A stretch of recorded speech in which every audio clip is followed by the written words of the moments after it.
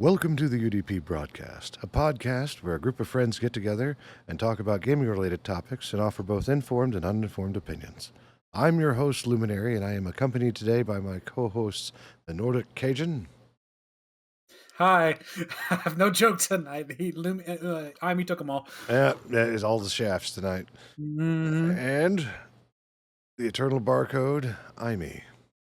Hello, I am playing with shafts He is hard. and weights and making sure long, hard things go into the right holes. I mean, I'm moving deck guns around in this game. Yeah. Hello, everyone. Let's see, I think we might have some Crit Chicken later. Not sure if she shows up. Fantastic. If not, if not, then we'll catch her next week. So, It is what it is. what are we at? Episode 59, Figuring It Out. Mostly titled because of last minute planned preparations. So this is probably going to be the most ill-planned podcast you've seen yet. But before we go into that, Imi has words for us.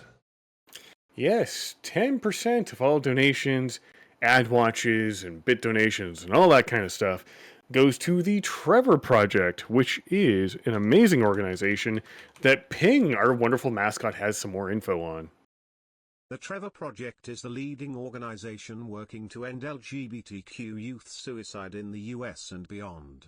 The non-profit operates several programs to help prevent and respond to the public health crisis of LGBTQ youth suicide, including 24/7 free crisis services, research, advocacy, education, and peer support. Thank you, Ping. Yee. We're not going to do the last bit. Opinions are... Well, yeah, I mean, this is an opinion show, so we have no money, and don't sue us, because this is all opinions, and we have them, and you don't, and you can have mine when I give you one. There you go. Yeah, that sounds like that's a good disclaimer for this week. Couldn't have said it better. You are entitled to my opinion, and you will receive it when I give it to you. There you go. Yeah. But don't And sue you us. will like it. Yeah. I got no money. There we go. No one's got money. Not in this economy. Are you serious? It What's is money? March is Women's Month, and I know last podcast Yes. Crit wanted to do some stuff with women developers in the gaming industry and whatnot, and seems like Cajun has come up with a target for our first person to talk about. I did. Let me bring up the name real quick. I had it on my phone and I forgot to open it up. Well, it's Renee, the indie game dev on TikTok, from what it looks like.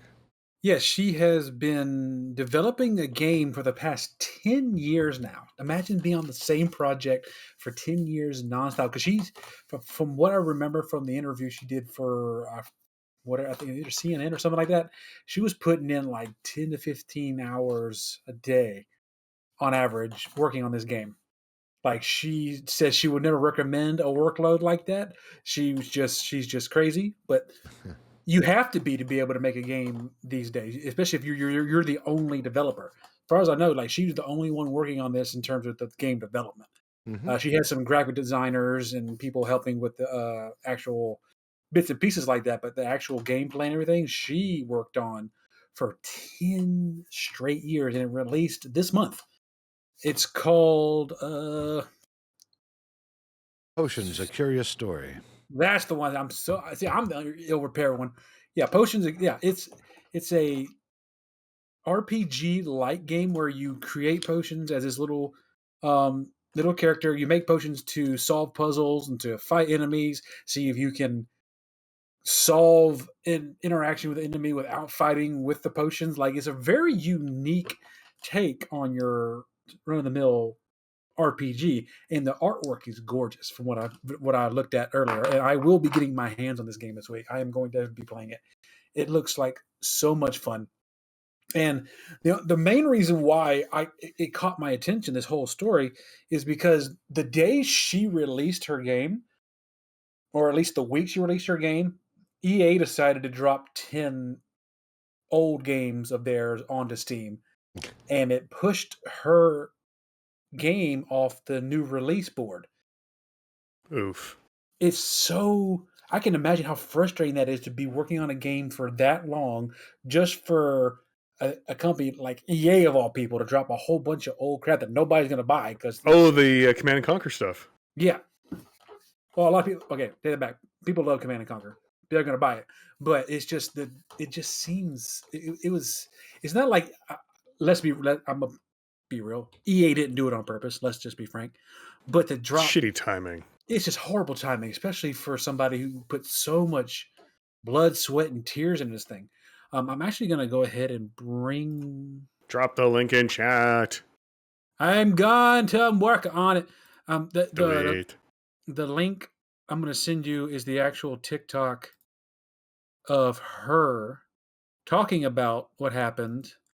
And of course, the bros in the comments, I want to just take them all back and slap them. But yes, the link I just posted is to the actual game on Steam. Yep, I'm bringing it up to you. I wanted to talk about it while looking at it. Potions, there it is. It is. Let's see. It had a demo, so if you don't want to buy the game yet, you can download the demo and try it out, see if you like it.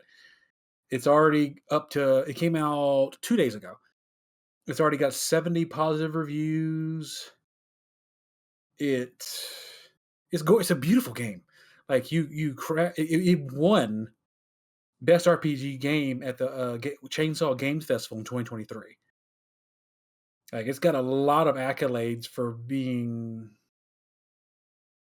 what it is. It's a cute, adorable crafting game, and Lumi can attest. We stand crafting games in this house. Yeah, we do. And I'm just watching the preview video, and just every single character looks adorable. Looks like the world is gorgeous. Mm-hmm. The transitions, the fights, like everything. I just saw a Cthulhu Cobra. I'm definitely down for this. Like that was amazing. So, in terms of what this month, and especially what the day stood for, because I think she released it on International Women's Day. It's my humble opinion. Take it at face value. Go try it out. If it's your style, please support. Like she did a fantastic job. It's beautiful. It's gorgeous, and I hope she sees nothing but success in the next few weeks. It's only been out for 2 days, so it's beautiful. It's a very good to see such a like she could easily be a powerhouse in the game development industry, and she did it by herself. She said, "No, I'm doing this on my own," and I love that. I love that kind of story. Oh yeah, you got to think this game was started development. It predates a lot of NVIDIA's modern graphics cards and whatnot. So I think that's interesting. Yes, and that's one of the things that you have to be wary of whenever you start game development by yourself. Is the fact they could take forever. There's been quite a few solo devs that have done quite a bit. Solo and paired devs. I mean, if you take a look at like Super Meat Boy, The Binding of Isaac, like original like Flash version of Binding of Isaac, that was 2 people. Super Meat Boy, that was 2 people. Things like that. There was also Dust, an Elysian Tale. I believe that was created by a lawyer who decided, I don't want a lawyer anymore. I'm going to make video games. And he did exactly that. So, love that game. That's such a gorgeous game, too. Mm-hmm. So, yeah, no. Inspiration. Good job, Renee. I mean, yes, absolutely. Look forward to picking this up at some point. Maybe we'll play that next week or something. Because we can't just all continue doing Helldivers. We have to start branching out again. Well, we could totally do Helldivers, but we're going to. We're going to. But I'm just saying. Don't forget, there is Starship Troopers. Oh, they have an actual game for Starship Troopers? Yeah, there is. Yeah. Apparently, it's a lot of fun. It is. It's fascism light as well, and it's amazing.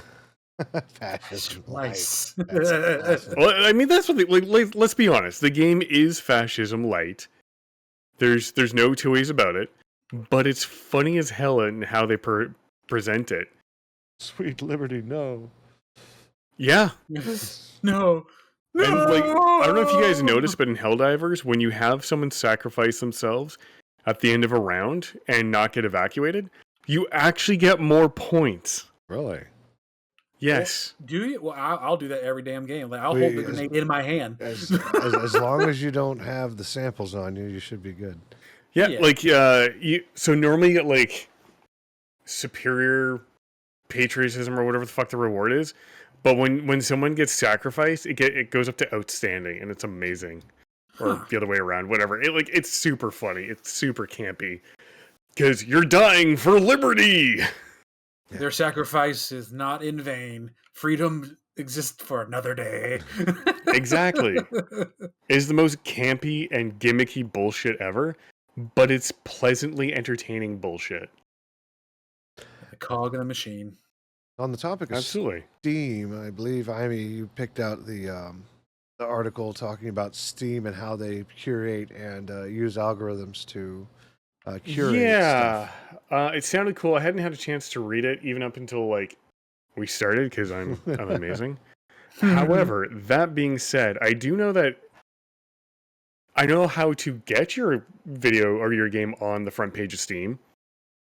When you first go into early access, you automatically get 1.5 million page impressions on the main page when you take it out of early access, which is kind of cool. And then 5 times throughout the life of your game, you can actually promote it to the front page for another 1 million impressions. But Valve actually released a video detailing how it all works and how everything goes together, like time of release, and especially tags. Tags are a huge thing. Localization plays a factor in it. Regional pricing. Controller support will also increase your visibility. So there's all kinds of factors in there. And it's really good to know if you are an aspiring developer that you need to know these things so you know how to market your game. Because Steam, if you think about it, is not only it's a distributor, it's a publisher, it's also a marketing agency all in one. That's huge. And you don't need to get an outside publisher, which is amazing because they'll just do everything for you. So the nice thing is about Steam is it's not pay to win. You cannot pay them a fee to be featured on the front page. That's the best part. Absolutely, you cannot do that. I don't know, if EA does that or Ubisoft or whatever, but with Steam, it is absolutely not something you can do because Steam, first and foremost, pardon me, is a platform for the consumer, but it's also at the same time a platform for the developer. So nobody has an advantage. And if you look at Steam's return policies and refund policies, they're pretty user oriented. You can refund a game up to 2 hours of gameplay, and I think it's within a month or something of buying it. And there have been notable cases with super shit ass tier games where people have had thousands of hours in the game and still been able to get a refund.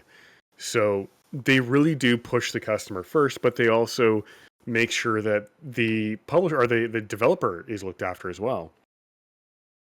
The funny thing about what you said there's an actual YouTube channel that's dedicated itself to beating games within 2 hours so they can get a refund. That's disgusting. See, people like that, you're a piece of shit. He makes, he doesn't do it like, let me rephrase that. He has a copy of the original game on his main account. Yeah. But he wants to show that he can beat the game speedrunning style fast enough to earn the refund. Yeah, and see, then you're still a piece of shit. Because that person may not be getting the refund, but all the people using that strategy to play the game and then get the refund, they're fucking over the developer. That is sheer shit tier behavior. If anything, they should be promoting it as, I got it done in this amount of time. Hey, great, speedrun, amazing. But when you start promoting it as a means of, can I get under the refund time, if I'm understanding that correctly? Fuck off. That's bullshit. It's absolute bullshit because you're going to encourage people to rent the game. And it's not even a rental because no one makes any money off of that. It's true. Because the developer is getting fucked over in the end. And that's not right. Yeah, that's also a very small percentage of players. I know when I guess it really just depends. When I buy video games, I don't look to beat under the 2 hours. I want to explore. I want to see what the mechanics are. I want to see what's going on. But it's going to take me well over 2 hours. Yeah, and you get your money's worth. Yeah, and you get your money's worth. You start counting, how much money you've spent per hour for gameplay because you know how much you spent on it to begin with. I think I'm already approaching 40 hours, a full work week in Helldivers. Yep. and I spent Nice. I spent $40 on it, so that's about $1 an hour. So I think I got some good plate value out of it. Yeah, Yeah, yeah. But yeah, no, speedrunning is no exception to the fun rule, because you have people that take and sweet liberty. No, yes, rookie numbers. Yeah. But I Like, mean, you've got any percents and whatnot. This one's just refund percent speedrun, right? yeah, So and that's Mhm. dumb. now Because all you're doing is, and plus, even if that person swears they're not getting the refund, Mhm. how do you verify that, right? Like, it's just a pile of shit behavior that in the end hurts the developer, because you're encouraging people, and this person probably gets lots of views, which in turn means some decent amount of advertising revenue. So they get to profit off of, other people speedrunning, and they basically make the game shitty for the developer. Like, developers put an awful lot of time into games, and I don't know, it doesn't sit well with me at all. Well, yeah. I mean, we just got finished talking about Renee and her 10-year project.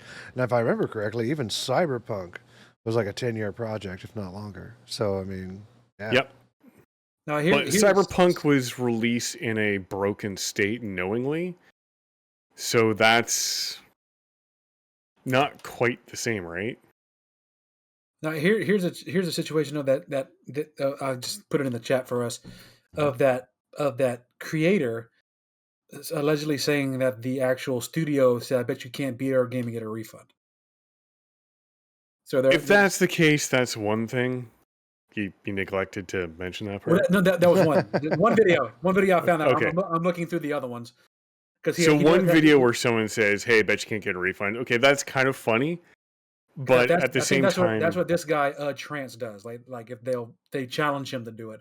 The other people, like I'm seeing Easy Escape Speedrun calling them out as it is. Can I beat all Spyro 3 games and get a refund? yeah, that's just why. And then can I beat everything in Dark Souls fast enough to get a refund? Like, all you're doing is hurting developers, because you're encouraging people to buy the game and practice that exact same strategy and then get the refund. Mm-hmm. And in the end, what are you doing other than hurting a developer? Right. Like, that's all you're doing. You're like, yay, you fucked him out of some money. Congrats, asswipe. So good job, kid. Like, get the fuck out of here with that bullshit. So, yeah, there's a lot of good I'm stuff. strongly opinionated, slightly. How to market on Steam and whatnot. I'll be going through that here in the next few years. Yeah. It's a really cool platform and how it works. And some of the other things that they do is they base that, especially that spinning carousel you see when you first go to your store page, that's based on a lot of games with the same tags as games you've wishlisted or you've bought in the past. So it really is curated for the individual, which is amazing.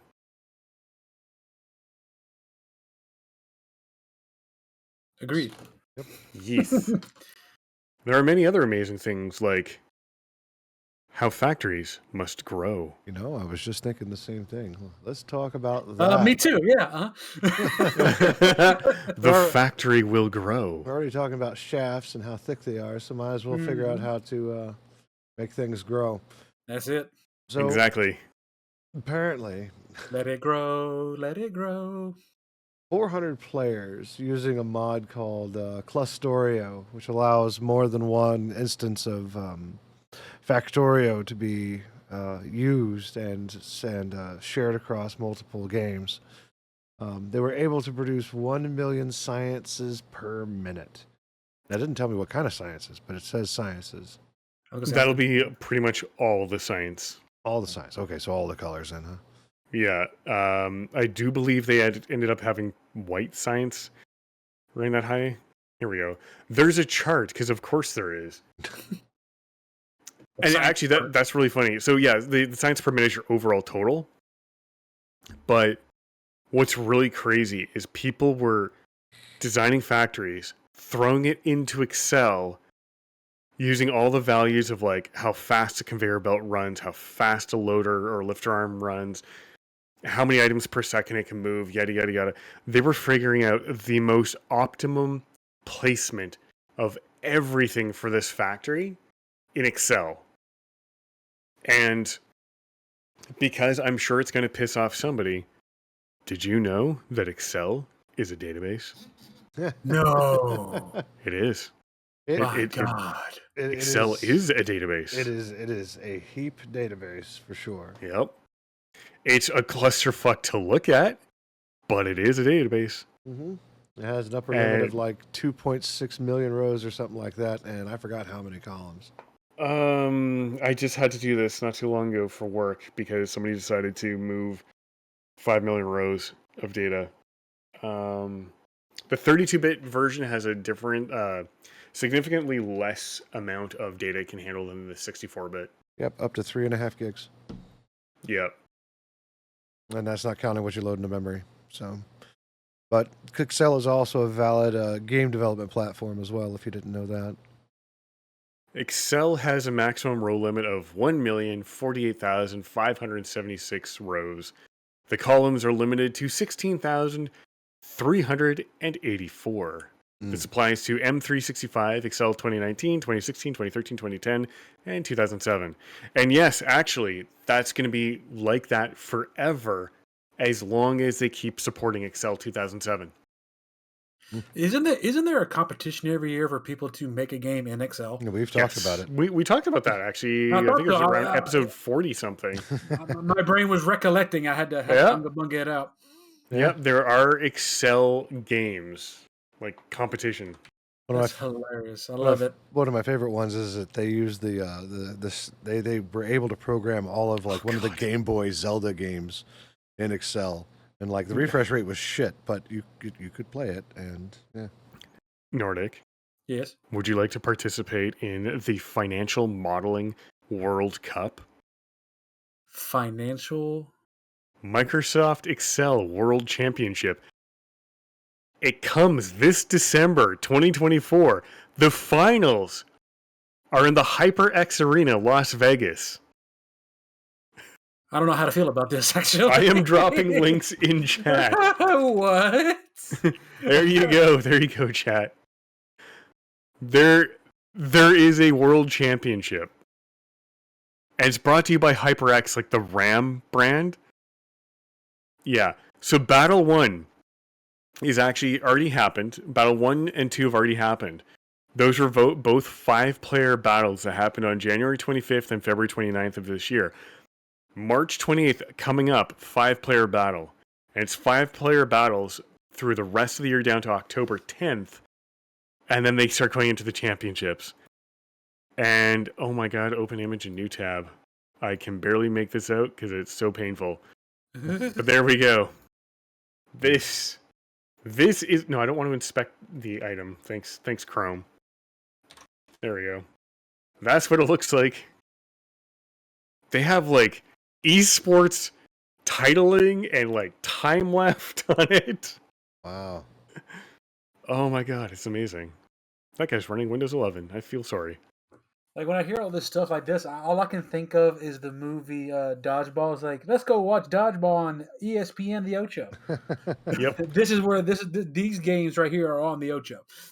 So that second link I dropped is the Road to Las Vegas, complete with the online rounds followed by the World Championship. So the online rounds are between October 12th and October 31st, 2024, featuring 60 players, and the top 8 players from, looks like an A side and a B side, will compete for the final. That's insane. Hey, you know what? I ain't mad at it. There are esports for everything. Exactly. Yes. There's something for everybody. That's what that stands for. Yep. I wonder if there's... No, there can't be. Minesweeper Esports. Oh, I'm sure. I'm waiting to hear what the results on that is. Little known world of competitive Minesweeper r/games. There you go. Updated 10 years ago. Oh. This is domain... Oh my god. This website still exists? When was the last updated? Oh my god. Oh man, IME this is so old. is legitimately about to go down the rabbit hole of all these off the wall Oh games man, from this person Excel. hasn't posted your on mind- Twitter since 2016. Mm. Sad face. No. Remember that old pinball game that came with every Windows machine? I bet there was a Yeah, Windows fan- Pinball. Dave Plummer, he has his own YouTube channel called Dave's Garage. He's a former Microsoft engineer. He worked on DOS and Windows 95 and stuff. He ported Microsoft Pinball into Windows XP or Windows 2000 because it was on the NT platform originally, so he had to port it over there. Then he also built Task Manager, which you all know and love, Mhm. which until Windows 11 remained relatively identical to what it used to be.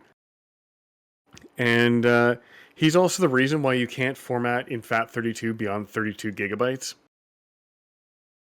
He arbitrarily picked that number because, I mean, there's Slack, file Slack, and stuff like that. So if you understand that term, it'll make sense. But basically, there's a whole lot of wasted space. For those of us who don't. For those of you who don't, the FAT32, like what you would format a USB key or a floppy disk if you're old like me. You mean the save icon? The save icon. Fuck you. I Go die. I had to throw it in there. Sorry. Go die in a fire. No, like that file system has really large containers to hold information versus newer file systems like NTFS that Windows uses. All newer versions of Windows, it has very small containers, so it's more space efficient. So you can theoretically format like 16 terabytes in FAT32, except, you're going to be wasting a lot of space because if you ever look at the file properties of something in like File Explorer, like you click on, say, a text file, you right click and it'll say size and size on disk. Those two numbers rarely ever match. And that's because container waste. So the size on disk becomes really, really, really big in FAT32 versus NTFS, which is what Windows traditionally uses nowadays, which is more efficient. So if you were to use that all as FAT32, you'd have a lot of wasted space. Mm-hmm. And then we'd be back to the early 2000s or 2010s when hard drive manufacturers decided to use the international standard for sizing up hard drives, not the actual formatted size. Oh, the ones where it's in thousands, not not 1024. not in squares. Right. Yeah. They started going to the actual like scientific standard or international standard of bytes of 10 million versus whatever 10 million would be times 1024. Oh yeah. Assholes. I'll never forgive them for that ever. You heard that? You heard it here first. You have got the grudge of the barcode on you now. Absolutely. Right. Not a place you want. That was a really weird tangent I went on. I'm sorry. It is, but you also picked out the Activision article as well, so that kind of fits right in. Yes, I'm really, really, really happy. Activision's QA department in 3 different states now has 600 members in their new union that just got formed. And with Microsoft earlier last year announcing they were going to have a union neutrality setup or policy where they wouldn't interfere with people's ability to unionize, that's amazing. I'm super, super happy for them. Couldn't have happened to a better group of people. And for those of you who don't know, quality assurance, they're basically the ones that make your game work. Someone can write the game, but if you don't find the bugs, you're going to be releasing an EA product. But QA is typically... I have played EA games for decades. I understand how shitty their products are. They don't have QA departments because QA is usually an entry-level position. And one of the biggest problems with QA is because you're entry-level, no one takes what you say seriously. So you just get looked down on all the time, even though you might find a legitimate bug and you're trying to report it, trying to fix it, and you have a suggested fix. People look at you and go, well, you have no experience. I don't give a fuck. I'm not going to listen to you. Which is bullshit. I mean, get out of the industry if you've got that attitude, because everyone has a role to play in a video game creation. So they were able to successfully unionize, and trying to find the states now. It wasn't Texas. Where the hell was it? There's 3 states where their locations are in have now just unionized, which is great. I feel dumb now. I can't find it. But regardless, yeah, really, really happy they've got that down, and Microsoft is willing to work with them, which is even better. And it's kind of funny that they just unionized, whereas Amazon, SpaceX, and Trader Joe are all arguing that unions are unconstitutional. Yeah, Texas, California, and Minnesota are where these QA people work, and they've all unionized. But yeah, so SpaceX, Amazon, and Trader Joe are arguing to that the National Labor Relations Board is unconstitutional. Imagine. Yeah. The people that want to exploit workers the most think that the thing that protects workers is unconstitutional. Yup. Yeah, that goes. There's been a lot of like political stuff that's been back asswards and passed through lately. So, yeah, they're arguing that because the NLRB proceedings are done without a jury, that it's violating their Fifth Amendment rights. Now, if you don't realize, your constitutional rights as they apply to humans also apply to companies. Why? Because companies are people too. Thank your Supreme Court about a decade ago under George W. that ruled, I think more than 10 years ago, that ruled that corporations are people too, and therefore your constitutional rights apply to them. I'm still struggling to find out how the Fifth applies to all the other stuff that's going on. You guys have a confusing constitution. Hey, well, it's supposed to be straightforward. It's all the interpretation of it. It's like, oh, well, maybe. And it doesn't help when the law of the land are the ones that just judge if something's constitutional or not. Seems to have their brains scrambled. Like, oh yeah, no, it's a complete shit show. I haven't figured that shit out yet, anyway. But all the best for the new CWA adjacent union.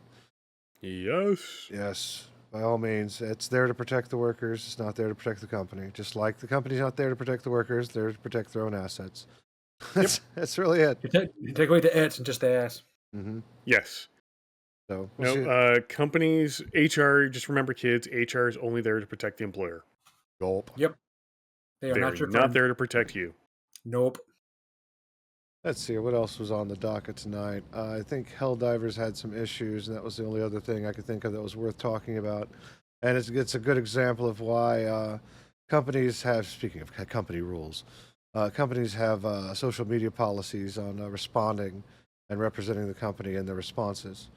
So it looks like the Helldivers 2 leadership has backed off a lot of the comments that the developers have made in regards to the latest patch where things are harder, and they were saying things like these are the developers. Let me find one here. See here. I'm feeding the rage a little for my own entertainment here, just so you know. Right. Skill issue. Yeah, skill issue. See here. Went a little far. Thanks, Joel. Let's see here. I figured I'd have a little fun with the players, but I realized that being a dev, I'm in an unfair position.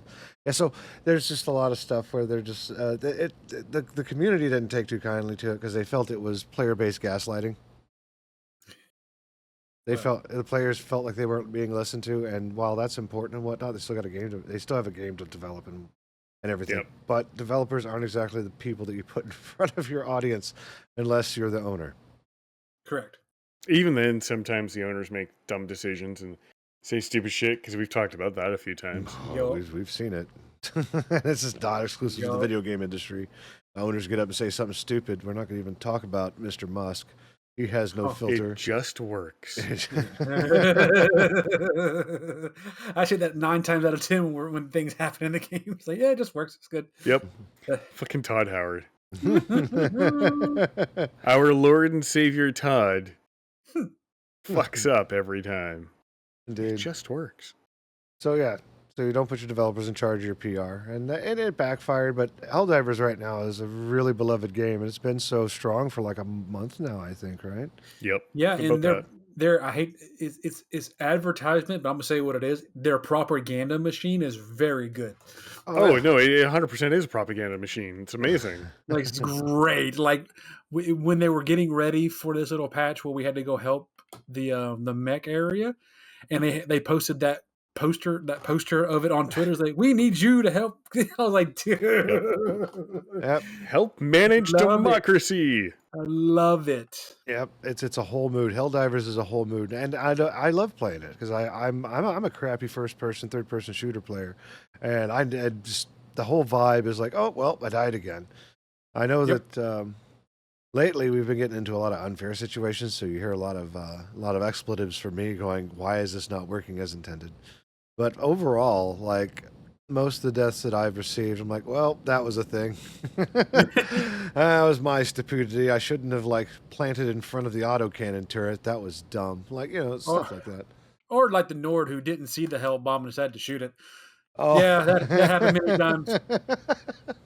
Like I literally, the best one is when we landed and I ended up on the wrong side of the fence. I'm trying to climb over the fence.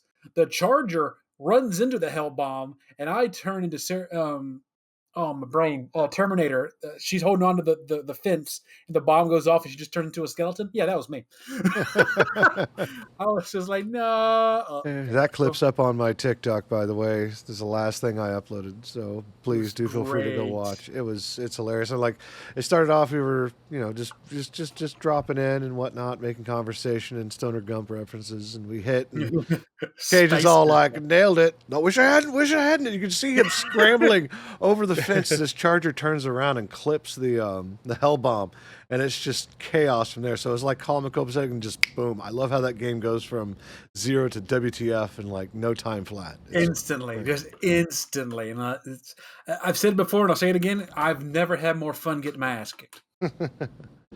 So, but yeah, great game. that's a great thing. I don't have anything else to talk about. I mean, do you have anything? This might be a short podcast because It might be. because it's been so far. The bot has done nothing but produce a lot of Final Fantasy VII Rebirth stuff and Dogma 2, or Dragon's Dogma 2. Which, by the way, I want to play. I just don't want to spend the $60 or $70 on it. Capcom, what the hell? Oh, we can do just a quick RIP for Akira Toriyama. Oh yes, we got to do that. That's huge. Go Who ahead. is that? Akira Toriyama is the one who created the likes of Dragon Ball Z, Dragon Quest, Gotcha. The art style. the art style for it, and a whole bunch of other like fan favorites across the world. Like I grew up with Dragon Ball Z. It was Like, interesting. The director of Chrono Trigger was talking about what a remake would look like, and that was literally a day before Akira Toriyama was no more. Yep. He passed away of a hematoma, like a aneurysm in his head. I think it was, or Ooh. like he was 68 years old. Like he was still a young buck in my opinion when it comes to Mm-hmm. this human experiment. So it's sad. It was like it was terrible. Like just to see someone so instrumental in, let's be real, the grandfather of most of the anime that we have here in the West. Mm. Without him, there wouldn't be a lot of the inspiration that we had. And like even the big boys from Bleach and Naruto and all of them all gave their final pieces and final goodbyes to, as they called it, their sensei, because they all respected him as like he's the one that inspired me to do what I did. Mm-hmm. And it's to see the community. Like I even saw some Twitter. I don't know how accurate this is, but if it was accurate, I would be blown away. That even the Mexican cartels called for a ceasefire on the day they found out that he died. What? Yeah, you can That'd look be it up on funny as Twitter. shit. He to be in a like I compare him in terms of influential entities to Stanley. Gotcha. Like, he's on that level when it comes to the stuff that he like. His stuff is in pop culture everywhere. His art, his stories, like everything. His memes, everything. And last night I didn't get to be a part of it, but They called for a whole bunch of people to get on Dragon Ball Z Xenoverse 2, and everybody came to the main plaza. And for those of y'all who don't know what a spirit bomb is, I mean, No clue. in the show, Goku would raise his hands up and he would draw energy from the world around him to create a huge energy blast to fight. What they did, there's an emote for it in Xenoverse. So everybody that saw the tweet signed into Xenoverse at the same time, got into the main plaza, and they raised their hands up for one final time for Akira. Mm. And it was beautiful. I have the TikTok sale I can share with y'all later. It's gorgeous. Like just to see the community coming together and saying one final goodbye like that was beautiful. So rest in peace, Akira. You're definitely going to be missed. Your creations and your legacy will definitely live on for ever. Honestly, the way I see it, like there's no way. Like that's it. Like I hate to use it's such a childish term, but he is definitely the GOAT. Yes. He's definitely the GOAT. Yep. So I could just envision like him and Stan Lee sitting down, patting each other on the back, and them get the doodling. That's where my brain goes. So Spider Goku. There we go. That's it. Yeah. So, yep. Anything else we want to touch on? Anything last minute stuff? Because we like the big thing was really Helldivers and the Activision CWA 600 strong new union and the Women's Week with Renee, the indie game dev, and what was the other one? Oh, and talking about how Steam curates all the stuff that you see on the front page. Yeah. That was a good episode. As long as you keep buying stuff, they'll keep promoting stuff that you like. Oh, yeah. That's it.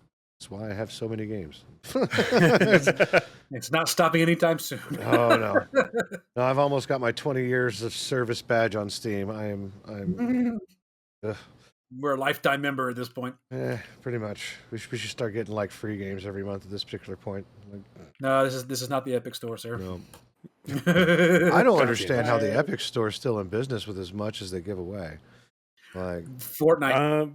So I don't know if you remember, but a while ago they were bitching and moaning about how, what was it? Valve had a giant advantage in the game industry, and they were a monopoly, and they should be broken up. Yeah. And really, it came down to Valve is set up to support the consumer, and it's not set up in a way to be, completely demanding your wallet. I mean, Lord Gaben obviously gets your wallet during the Steam sales, regardless of how much you try. This is the best gifts.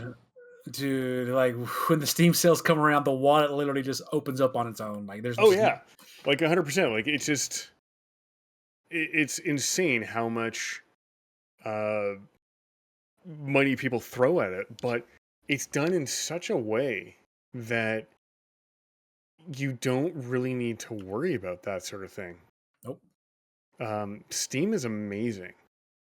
It is. And there's a person by the name of Thor, otherwise known as Pirate Software, who has a website that he set up for giving away free skills, like how to do shit, including financing and marketing and launching your game.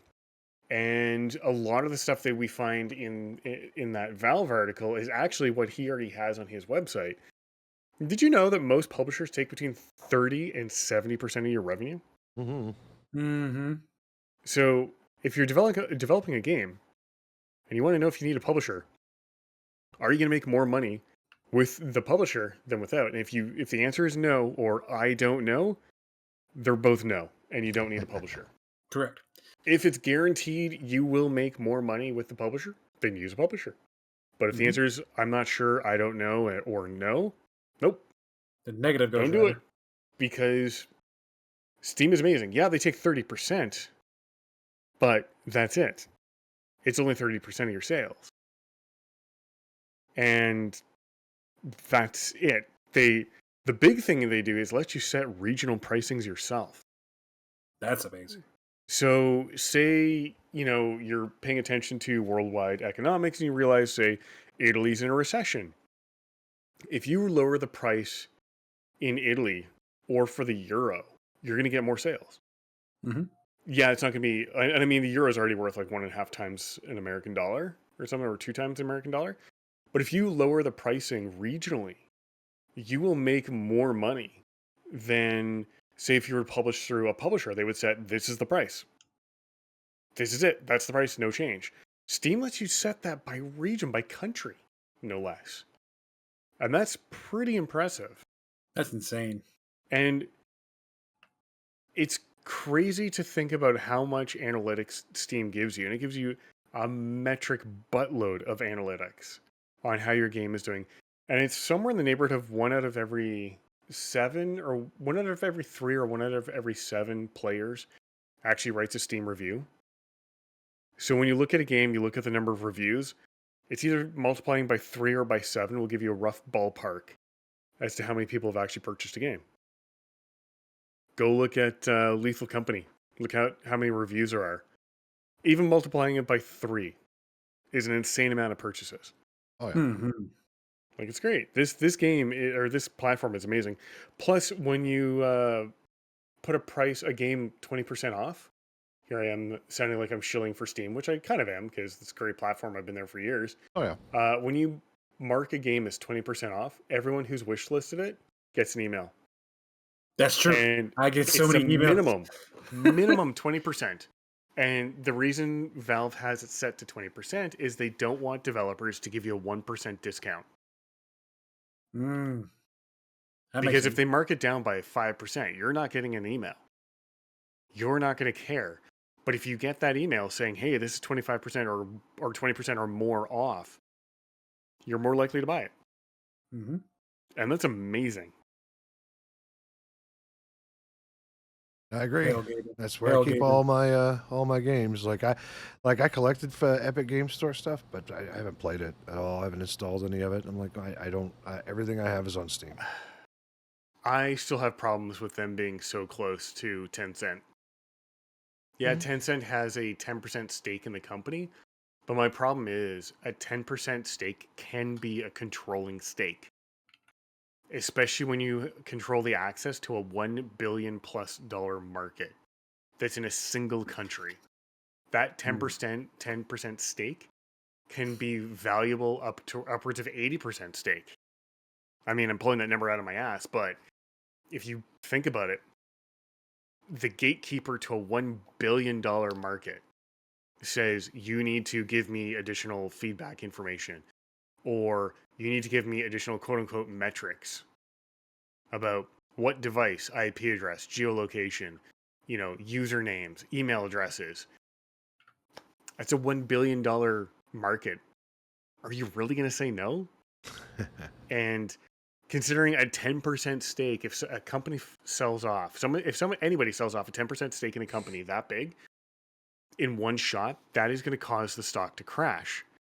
So you have a gun to their heads in 2 different ways. One, here's the doorway to the market. You go through me and do as I say. Or 2, I sell my entire stake, and you're going to take a massive financial hit. So no other platforms other than Steam, please. Not for me. No, I just can't do it. Yeah, well, No now Epic that Game Store.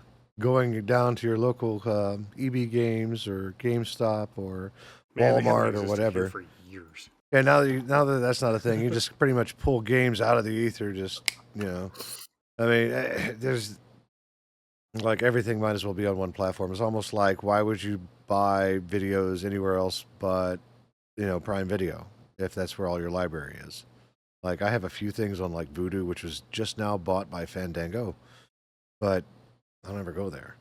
So the bulk of my library is in one place because that's the way it is. And what gets me is that they've made all these decisions like Netflix and or Netflix likes, I should call them. So like Disney Plus, Paramount Plus, Stars, HBO Max, like all of everybody has their own streaming service. I remember when EA went up to try to compete against Steam with Origin. Like, oh god. Yeah, no. Like, I don't need all this. Ubisoft tried to do the same thing. They wanted a slice of that pie, and now they created a platform they had to maintain. It wasn't making any money. So it's It's far out there. I'm getting to the point now where I'm going to have to start consolidating everything to one place, and if the thing I want to use is elsewhere, then that's just too bad, right? Nope, we in it for the long haul at this point. Yeah, pretty much. Speaking of long haul, let's talk about what we're going to be doing for the week. Amy, what's going on for you this week? Trying to salvage my save game in Ultimate Admiral Dreadnought. They didn't update today. They released one. It changes the shape of most of the weapons, most of the guns. And they actually said in the update, it will break your saves and it will break all of your shared designs. So you have to redo them all. Oh, no. Yeah. So that's my entire fleet of hundreds of ships is now ruined. So I may have to start this entire game over again, and I'm going to be really sad if I have to. No buenas. Oh. Yeah, no, very much a very sad panda for me. Fun fact. The fact that you brought up sad panda. That exact phrase is how me and my wife turned the phrase panda into our pet name for one another. Nice.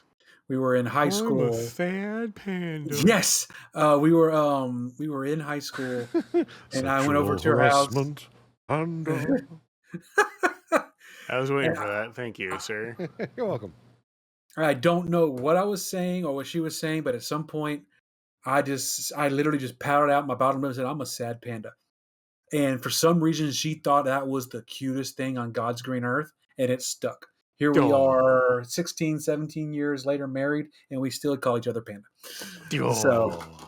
So that was a good memory, a good core memory to unlock for me. So thank you for that. Glad to help. That's awesome. Yep. Cool. So Amy will be fixing all of his loadouts. Cajun, what are we doing this week? I know that some Pokemoning going to be happening on your side. At least one of the 3 days I'll be starting the Pokemon X run for sure. But as we said, freedom never sleeps. So I know we're going to be doing some more Helldivers this week. Yeah. It's probably going to be, if I had to guess, I'll probably wait till Thursday to do the Pokemon X because I think we both felt like our gas was running out on Thursday for Helldiver. So my biggest complaint with Helldivers right now is that it's just like streaming it and playing it at the same time. Like my view versus what the stream is seeing is two completely different things, and I get to look at it every time Eclipse tells me I have clips. Like Thursday, like I have 36 clips from capturing objectives and all kinds of stuff. Where I was pasting stuff and like, oh yeah, that one time whenever the hell bomb went off, like it caught that, which was great. But other than that, it's choppy. Like I can get a smooth 60 plus frames per second because I frame limit it on my side. But for whatever reason, the stream is just garbage, and I'm like, can I really continue to give this kind of quality as far as streaming is concerned? And just maybe on my off days start playing it. So that's kind of where I'm at. So if you want to do something else during those days, I'm all for it. If we're gonna do Helldivers, I'll do that too. But until either I upgrade my machine, which I haven't had to say in a very long time. I've been needing to upgrade my machine since 2018. Well, so this laptop I'm currently using has 16 gigs of RAM in it, and whenever I fire up Helldivers, I can see it just steadily climb up, and it'll hit 100% memory usage, which is telling me that it's bumping right up against the OS. So if whatever you're not focused on is going to be a second-hand citizen no matter what. So if there's not enough memory for it, it's just not going to swap, so it ends up chopping and cutting everywhere else. So if I can get an upgrade in there, like maybe to 32 gigs, I should be fine. But that's going to be a bit far from now. So I think that if we're going to do Helldivers this week, this is going to be the last. Laptop power. That's the way we go, Banana Tune. But yeah, no. If that's the way it's going to go, I think that as far as streaming is concerned, probably not going to do Helldivers after this next week, and that's just a personal thing for me because I can't deliver that kind of quality, right? That's fair. No, Yeah. I agree with that because you already know that my machine struggles with big old games like that. So Oh yeah. if we can maybe, like I said, we could do Helldivers maybe one time this week and then go back to our regularly scheduled variety programming after that. I think so, because I've been picking up Balatro, and that's been a lot of fun. I still have a lot of the Binding of Isaac to play through. I just got a new roguelite called Spell Disc, which seems really rather interesting, and I played a little bit of it. So that's gonna be that's on my list of stuff to play because I'm really digging the roguelikes.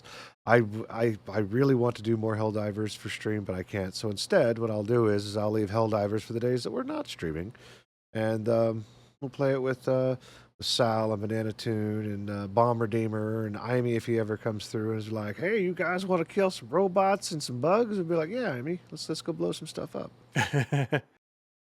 So We all know Amy loves his explosions. I do. the Crit also has a copy of Helldivers, but I think she's a bit timid to jump into it. Mostly because I think she doesn't want to. I think she told us this last week. She didn't want to do bad at it, and I'm like, it's the best part about it. You could be bad. Being bad is always the best bet. Yes. Just suck at something, and it's more fun. Oh yeah. Mm-hmm. So, yeah, it's a lot of fun. It's a shame I feel that way. I don't know if I'm ever going to upgrade. I think at this particular point, what I'm going to end up doing is probably just replacing this whole ass laptop. But yeah, we'll figure it out. We could do Helldivers. We could do 2 days out of the week this week. But after that, I think that I'm just going to keep it to playing in Discord with all the friends. Yeah, I'm down. I got to get that Pokemon X run started. It's gonna be fun. Oh yeah, definitely. Just let me know what day you want to do it. If you decide to change your mind before Tuesday. Okay, sounds good. Okay. Other than that, I think that's it. There's not much left. Crit is being missed, but Yep, she's got family over tonight, so hopefully she'll be back next week, and we'll have some Crit Chicken opinion going on. yar. Right. So, other than that, this episode 59. Thanks everyone for viewing, and all the links and everything that we talked about will be in the description below if you're catching it later on Spotify or YouTube. If not, if you have access to the Discord server, all of the things that we talk about is in the forum, which is where we populate all the articles from the newsfeed. So, Yo. that being said, I think that's it. Everyone have a great week. And until next time. Good day. Until next time, kids. We Don't really... lick electrical sockets, or do. I'm not your dad. Oh no, we got to end it with the Cajun country stuff. I think I really want to do that. So, what was it? Stay awesome, stay classy, and as always, Don't be a don't dick. be a dick. Later. See ya.